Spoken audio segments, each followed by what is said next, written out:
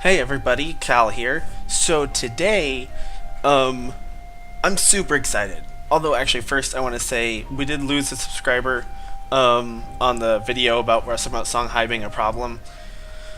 Um, Nobody left any comments and I kind of wanted to engage in a conversation about it. The developers did talk to me because like I said, you guys can search Google Duelyst Discord, go right there. It was very brief. They're not really allowed to say too much about their personal feelings of balance. They're only allowed to say whatever counterplay is decided is okay to say publicly. Um, but it definitely seems that they think that the ability to beat Songhai is there, and that they aren't too ridiculous. So I am going to digress and say, you know what? Um, Maybe that's just something that I'm weak as in a player. Something that I will improve in time and be able to handle. So it could just be me, but that's not the point of this episode. I just wanted to kind of do an apology if that video made anybody else upset. My goal wasn't to make people mad and leave, it was more to engage in a conversation, so I do apologize. But I have a friend, let me pull him up here. Here we go. Destinyxrfate. He got an S rank today. He's been in S rank before, I'm pretty sure. I would pull up his profile and everything, but I don't want to, you know, I didn't get to ask him if I could do a video about him before I did, so I don't want to get into all his personal statistics and everything without asking him first. But he sent me a deck list for a really cool Abyssian deck that I'm sure some of you probably know of by now, but it is such a cool deck and so fun to play that it actually made me quit. It actually made me completely quit playing Magmar, and I've completely picked up this deck. I've only played a couple of games with it on ladder. I haven't lost any of them, I don't think. I don't think I have, no. When I first got it, 'cause it's so weird compared to how I'm used to playing, I played it in unranked for a little bit to get used to how it works, but the deck is freaking sweet. I'm gonna go ahead and pull it up here. I call it It's Okay, Sleep Now, because it has a lot of people dying, but it's very good. It's a very fun deck, so we're gonna go ahead and break it down. There's a lot of 1-ups, which is kind of crazy. 3 Darkfire Sacrifice. We just kill one of our little minions to get a big minion. The cool thing about this is you can get like a turn 2 endgame minion, you know? Maybe not the Spectral Revenant, but like you can definitely grab like a Mana Crystal and grab a Vorpal Reaver on turn 2 if you're going second, and you have a minion, you know, near Mana Crystal, which isn't too hard to do. Very, very, very good. And we make a lot of Wraithlings in the deck. We have lots of things that make Wraithling tokens. We have Sarlacc the Eternal. So lots of targets for this. Ramps into our big stuff. Grasp of Agony makes up for our semi-weak early game, in my opinion. Since we're just trying to ramp, we're not really worried about holding the board. So Grasp of Agony helps us kind of wipe out those early game minions and keep them away. Consuming Rebirth is a 1-of. Destroy a friendly minion at the end of your turn, resummon it on the same space and give it +1/+1. Now, I don't actually... Oh, it's at the end of your turn. I'm not actually sure what happens if you like mess up and accidentally walk a minion onto that space, if the spell just doesn't work, or if it kills the thing you put there. That's just not important, just something I was thinking of, since it specifically says on the same space. This is just great. You can hit Sarlacc the Eternal with it if you're just trying to trigger some Deathwatch. You can hit your, again, a great target, you can hit your Vorpal Reavers, because when they die they give you 6 Wraithlings. You can hit your Reaper of the Nine Moons with it, and that's going to give you a random minion from your opponent's deck. And just in case you're someone who came from Hearthstone, no, it's not a copy, it's the minion. So it removes it from their deck and puts it on the field. They don't have that minion. If they had one more Spear Harvester in the deck, and you get that Spear Harvester, they're out of Spear Harvesters. You now have that Spear Harvester. At least to my knowledge, that's how it was explained to me, and since I'm not an Abyssian player, I'm taking their word for it. Moving on. Ephemeral Shroud, this is just a good card. You can silence a Jaxi, you can silence anything that's been buffed, opponent's Deathwatch creatures, you can... It's just great. It's a good card, it's silence, it's great. Gloom Chaser, again, this is one thing that gives us those 1/1 Wraithlings that we want to target. Jaxi, great, it has a Dying Wish, that's good for us. That means we can target Jaxi with Deathfire Sacrifice and still keep a minion on the battlefield. Deathfire Crescendo is one of our finishers. So usually this card, you want to hold it in your hand once you have... Oh, that was weird. I apologize. You usually want to hold this card in your hand if you have a lot of synergy with Bloodmoon Priestess going on, you have lots of little minions out in the battlefield. Deathfire Crescendo and a mini Jaxi has been amazing. One time I had Bloodmoon Priestess, I was able to get like 5 Wraithlings out the turn before, because our opponent had spent a long time dealing with a different minion. I believe it was one of the Vorpal Reapers. And so I was able to run 6 Wraithlings into the enemy general, doing 6 damage, and then my Jaxi got +12/+12 and did 13. So that's amazing. The new Nightstar Assassin in this deck is great. There are so many minions with 3 or less attack that you want to hit. Ironcliff Golem, the Gorehorn, I think is what it's called. The the Songhai minion that's a 3/3, gets +1/+1 when it attacks. Speaking of Songhai, of course, you can hit basically all of their minions with this. I'm trying to think. There's a lot of other targets in low-end decks. There's a lot of Vanar minions you can hit with this. Unless they buff everything, which kind of sucks. But it's great. It's a removal, and it's a 3/1, and since it only has 1 health, it'll probably die, and you kind of want things to die. Ritual Banishing, destroy a friendly minion, destroy an enemy minion. Great. We usually want our stuff to be dying, so our thing dies, their thing dies, and we get some kind of benefit out of it. Pow. So I like the Eternal. It's a 1/1 for 3 mana. That doesn't seem very good, but when he dies, he gets resummoned on a random space immediately. So he's just a good way to keep proccing our Deathwatch if we really need to proc Deathwatch. Soul Grimoire, another one of our finishers. Our general gains Deathwatch, gain +2 attack. So this is great if the enemy general is near us, or if we can walk to them and we have some tokens on the battlefield that we plan on throwing away, or if we have a lot of things near the enemy and we kind of just throw this on. It kind of keeps them from not wanting to kill our stuff, and if they kill our stuff, they get punished by that. So great, great, great. Wraithling Swarm. Not only is this good early game to kind of steal mana crystals, but it also synergizes with, again, Deathwatch, a lot of our spells that kill something to get something else. Fantastic. I'll get on to Black Soulless later, who will come into all of this. Bloodmoon Priestess, Deathwatch, summon a 1/1 Wraithling on a nearby space. She is a very, very solid card. We have so many Wraithlings in the deck, we have so many little tokens that die and make more things, that there's plenty. And basically, if you're running Wraithlings into something, and she has free spaces around her, you're basically just cycling Wraithlings, because you're not losing anything. Because when your Wraithling dies, it'll trigger her and she'll make another Wraithling. Pow! Very, very, very good card. Silhouette Tracer, this is kind of our oh shit.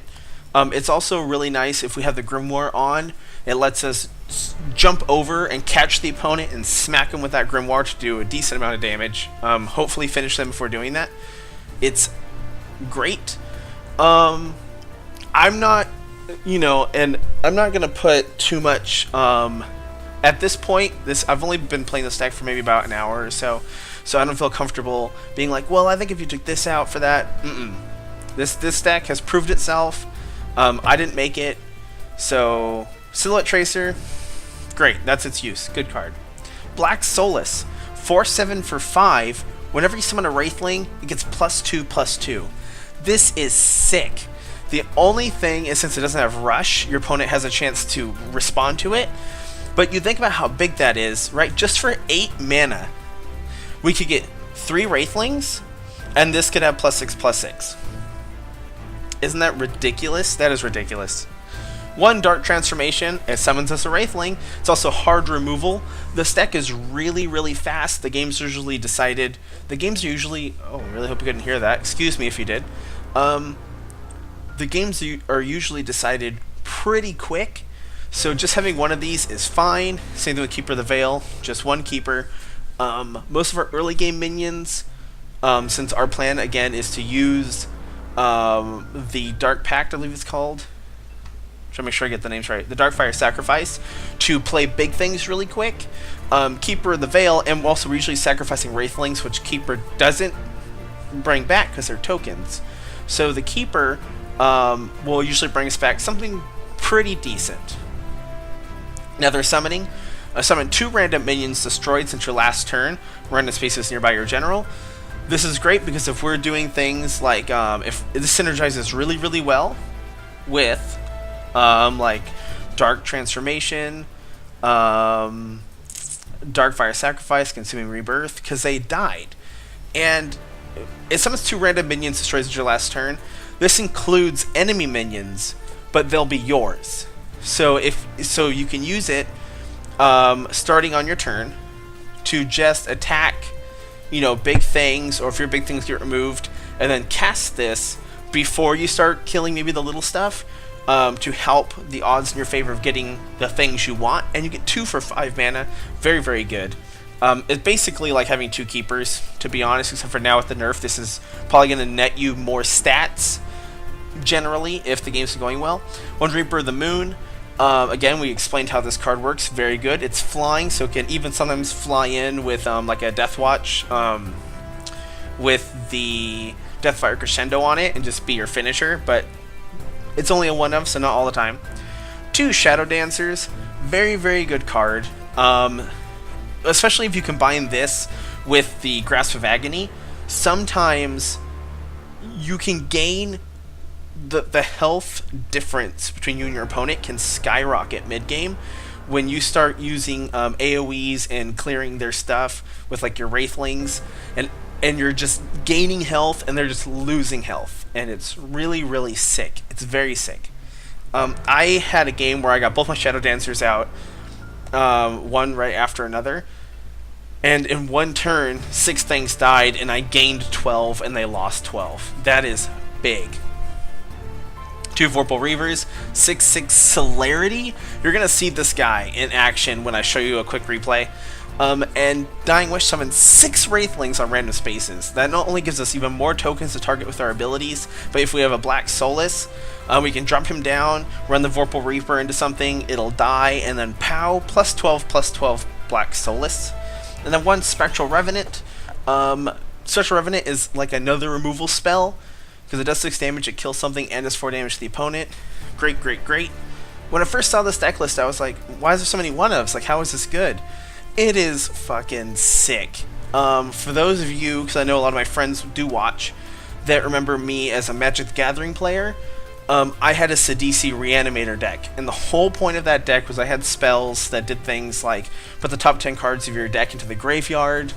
I had Entomb, which let me search my deck for a creature and put it in my graveyard. Stuff like that, and then the rest of my cards in the deck were like Victimize. I got to sacrifice 1 creature I controlled and bring 2 back from the dead.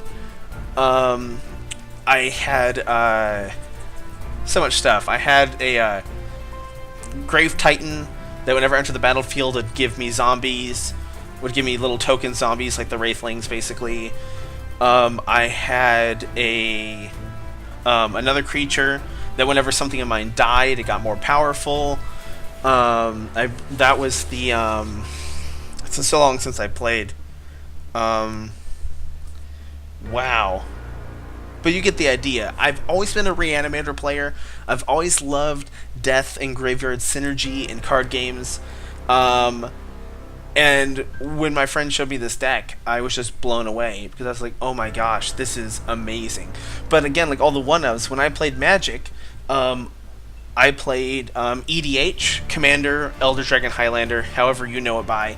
It's a format where you basically had a general, like in this, and you were only allowed to use cards that fit the color theming of your general. And you weren't, and it was, you basically just had a deck full of 1-of things. and it was sick.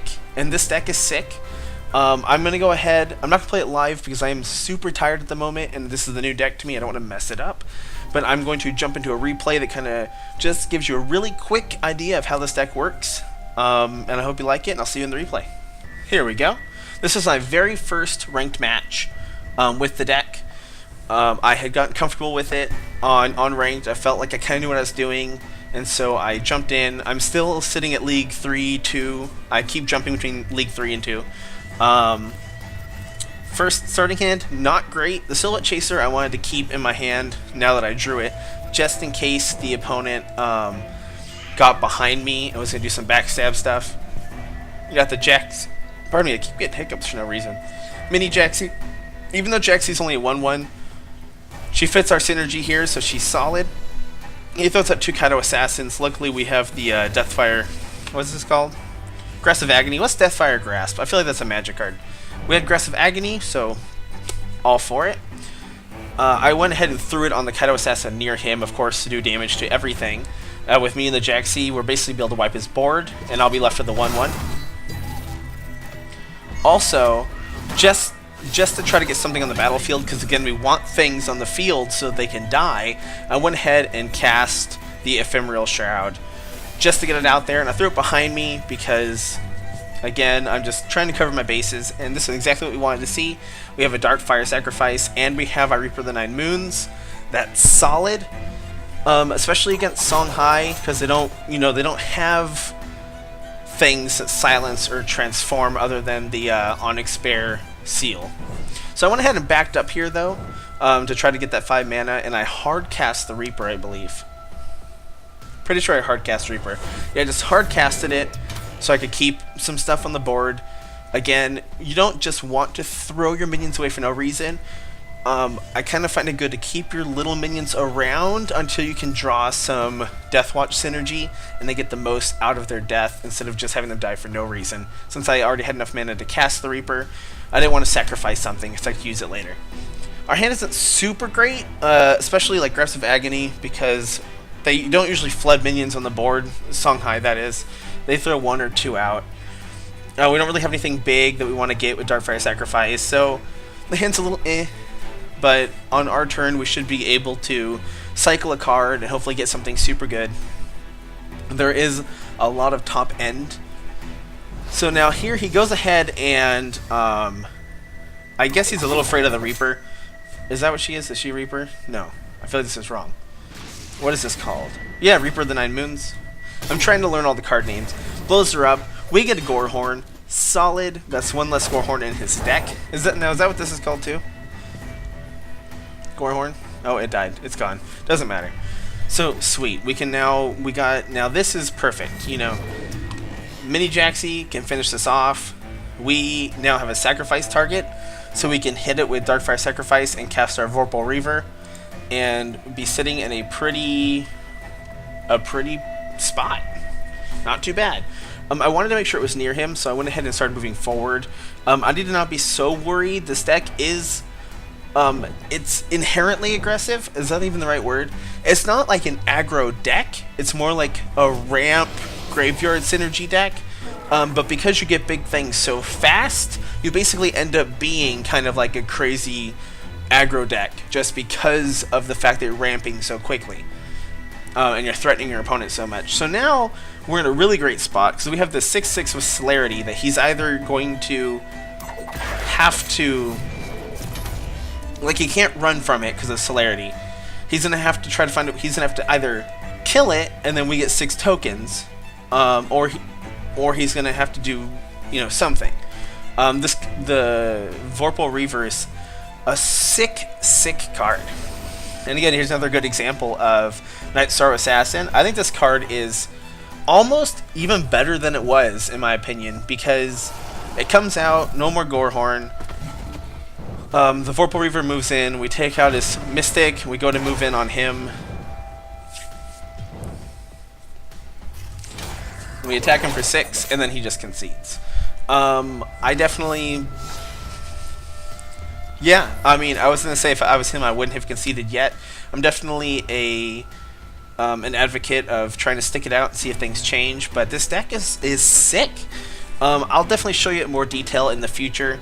We'll probably do a let's try, but since this deck has already proved itself, you know, normally my format is we do a let's try where I show you the deck briefly and we play 2 matches live on ladder, and then afterwards, if the deck was good, whether if I made it and I thought I did a good job, or if the deck performs well, I would then do a deck tech for it.